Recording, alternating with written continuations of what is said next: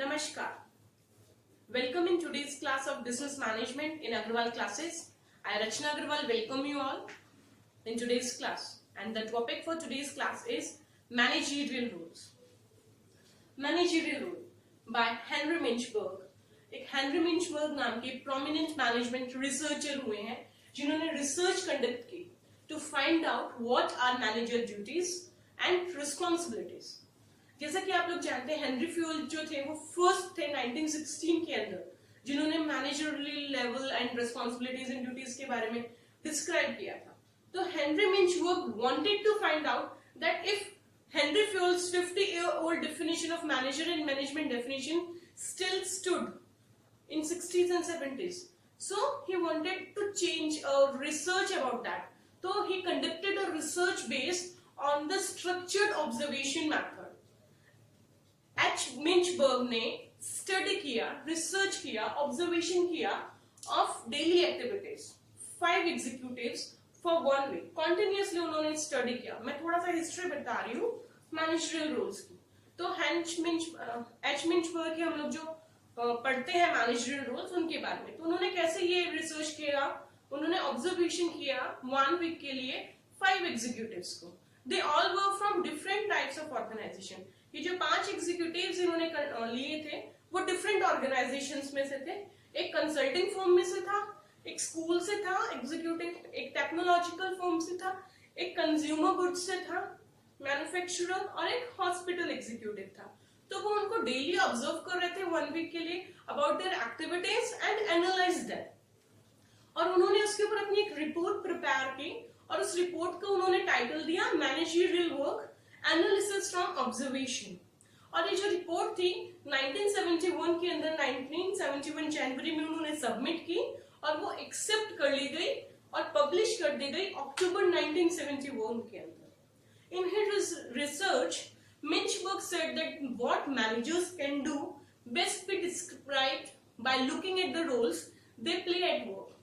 तो जो रोल है टर्म उसके बारे में मैं बता देती हूँ। Role means the manager's behaviour. जो मैनेजर का बिहेवियर होता है ऑर्गेनाइजेशन के अंदर, उसकी जो ड्यूटीज होती हैं, जो एक्टिविटीज होती हैं, जो हम इससे एक्सपेक्ट करते हैं एक मैनेजर से, एक सोसाइटी एक्सपेक्ट करती है, ऑर्गेनाइजेशन एक्सपेक्ट करती है, तो उसके अकॉर्डिंग मैनेजर जो है अपनी ड्यूटीज को परफॉर्म करता है अपनी क्वालिटीज के द्वारा और अपने रोल के द्वारा। तो एच मिंचबर्ग ने जो रोल्स डिस्क्राइब किए वो उन्होंने 10 पॉइंट्स में डिस्क्राइब किए। He identified 10 roles of a manager in an organization which falls into 3 basic categories. Number 1 is interpersonal category, number 2 is informational category and number 3 is decisional category. Interpersonal roles जो उन्होंने बताए हैं उनके बारे में मैं आपको बता देती हूँ। उसके अंदर उन्होंने और 3 सब हेडिंग्स दिए हैं। इंटरपर्सनल रोल्स जो है वो relate to the manager's behaviour that focus on interpersonal contact. जो इन्वॉल्व पर्संस होते हैं, चाहे वो सबऑर्डिनेट्स हो चाहे आउटसाइड ऑफ द ऑर्गेनाइजेशन, उन सब के साथ में उसकी जो ड्यूटीज होती हैं, जो बिहेवियर होता है, उनको स्टडी किया है। और इनको उसने फिर 3 फॉर्म्स में डिवाइड कर दिया, फिगर हेड रोल, लीडर और liaison officer. Figurehead role के अंदर उन्होंने जो बताया है वो इस तरीके से बताया है कि एक ऑर्गेनाइजेशन के अंदर जो मैनेजर होता है वो सिंबॉलिकली लीगल और सोशल ड्यूटीज को परफॉर्म करने के लिए हेड के रूप में होता है। वो डॉक्यूमेंट्स को सिग्नेचर करता है, ऑक्यूपाई करता है पोजीशन को, सोशल हो, इंस्पिरेशनल हो, लीगल हो, तो सभी ऑब्लिगेशंस को वो फुलफिल करता है। और इसी फॉर्म के अंदर उसको स्टेटस के रूप में, सिंबल के रूप में माना जाता है, एक अथॉरिटी के रूप में वो होता है, हेड के रूप में वो वहां पे ऑथराइज्ड होता है। तो figurehead role. Then come interpersonal role के अंदर लीडर। एक लीडर के जैसे जो मैनेजर होता है वो बिहेव करता है, एक रोल करता है। In this role of leader the manager motivates their subordinates for achieving organizational goals. वो ऑर्गेनाइजेशन के गोल को अचीव करने के लिए अपने सबऑर्डिनेट्स को मोटिवेट करता है। The leader builds relationships with employees and communicates with, motivates them and coaches them. Duties are at the heart of manager-subordinate relationship and include structuring and motivate subordinates, overseeing their progress, promoting and encouraging their development, including effectiveness.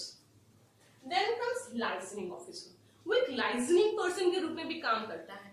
हम third rule पढ़ रहे हैं, वैसे interpersonal का third point है liaisoning officer. The manager also plays the role of a liaisoning person between their organization and various departments.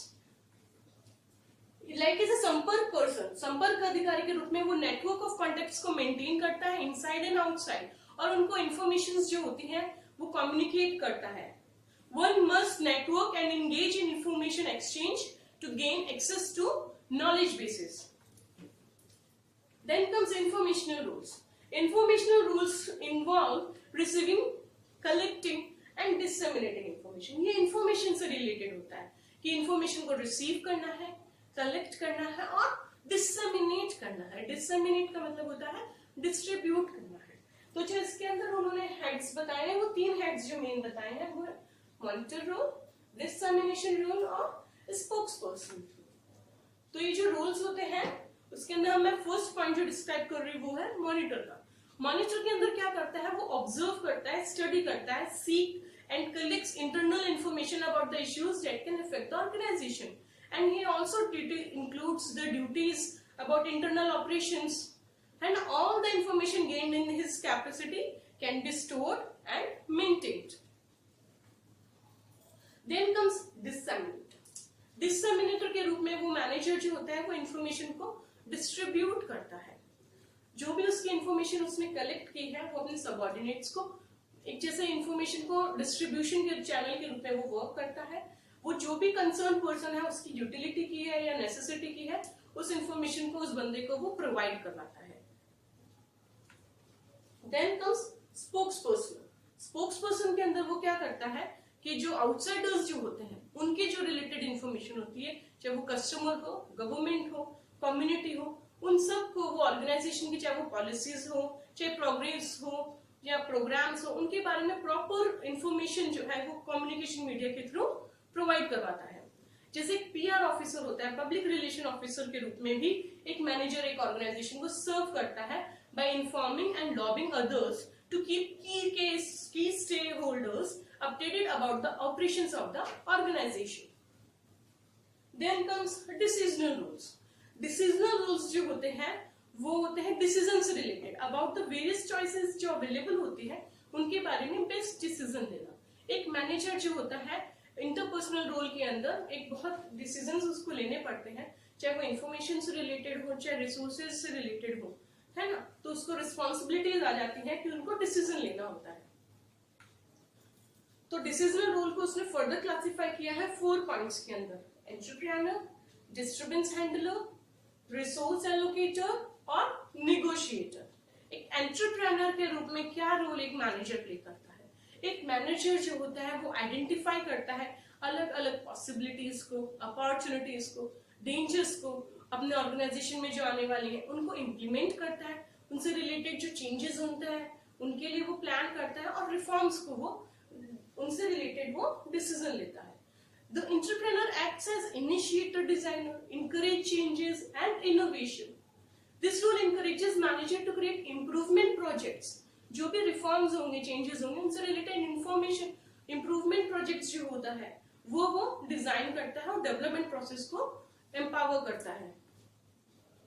Disturbance handler, then comes disturbance handler की जैसे हम बात कर रहे हैं तो उसके अंदर वो क्या करता है, करेक्टिव एक्शन लेता है। जो भी ऑर्गेनाइजेशन इंपॉर्टेंट अनएक्सपेक्टेड डिफिकल्टीज को फेस कर रही है उन सब से। एक जनरल रोल के लिए हम बात करते हैं when an organization is unexpectedly upset और transform and requires coming and support, तब कौन सपोर्ट करता है? एक मैनेजर सपोर्ट करता है।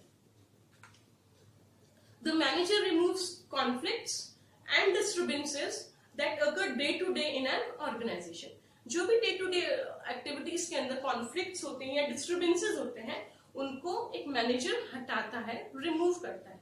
He discusses about strikes, contractual breakdowns, lack of raw material, complaints of employees and difficulties and overcome them, और उनको सॉर्ट आउट भी करता है using his power, post, position and authority. Then comes the next one, resource allocator. इस role के अंदर manager क्या करता है, एक्शन प्लान बनाता है अपने सबऑर्डिनेट्स के लिए, चाहे वो टाइम मैनेजमेंट हो, रिसोर्स मैनेजमेंट हो, चाहे उनके फंक्शंस हो. The manager decides about the allocation of finance, raw material, equipment etcetera. जो अलग अलग रिसोर्सेज हैं, चाहे वो अलग अलग डिपार्टमेंट के हों, उन सबको वो प्रोवाइड कराता है, एलोकेट करता है. इस रोल के अंदर ये रिस्पॉन्सिबिलिटी बताई जाती है कि एक फाइनेंशियल डिपार्टमेंट की कितनी रिक्वायरमेंट है, उसको कितना फाइनेंस प्रोवाइड कराना है, मटेरियल प्रोवाइड की रिक्वायरमेंट को फुलफिल करना है, चाहे वो ह्यूमन रिसोर्स की है, उन सब रिस्पॉन्सिबिलिटीज को एक मैनेजर फुलफिल करता है. तो इस तरीके से हम कह सकते हैं मैनेजर जो है वो डिसाइड करता है how, when, why and for whom the resources of the organization are to be spent. जो रिसोर्सेज हैं उनको प्रॉपरली एलोकेट करता है, कब, कहां, कैसे और किसके लिए. ठीक है. देन कम्स नेगोशिएशन के रूप में वो काम करता है नेगोशिएटर. द मैनेजर नेगोशिएट्स, बातचीत करता है between different groups of different parties, चाहे वो लेबर यूनियन हो, क्लाइंट्स हो, गवर्नमेंट हो, चाहे अदर एजेंसीज हो. मैनेजर जो है वो बहुत इंपॉर्टेंट रोल प्ले करता है डिस्प्यूट्स को सॉर्ट आउट करने के लिए और रिकंसिलिएशन के लिए. द नेगोशिएटर के रूप में जो मैनेजर होता है वो ऑर्गेनाइजेशन को रिप्रेजेंट करता है और अपनी रिस्पॉन्सिबिलिटी से एक स्पेसिफिक टास्क को परफॉर्म करता है. तो इस तरीके से हम कह सकते हैं मिंचबर्ग, we can say that authority and status derive the interpersonal roles. Interpersonal roles make it necessary for a manager to play informational roles and that enables a manager to make a decision. तो इस तरीके से हम कह सकते हैं कि the roles of a manager stated by Minchberg comes with many responsibility. चाहे वो information हो, connection हो, orders हो, तो situation के according adaptation हो, और या effectiveness हो, या control करके balanced way में आगे बढ़ना हो. तो ये जो पॉइंट्स थे वो थे मैनेजरियल रोल के जो मिंचबर्ग ने बताए थे. इंटरपर्सनल रोल्स, इंफॉर्मेशनल रोल्स और डिसीजनल रोल्स. नमस्कार.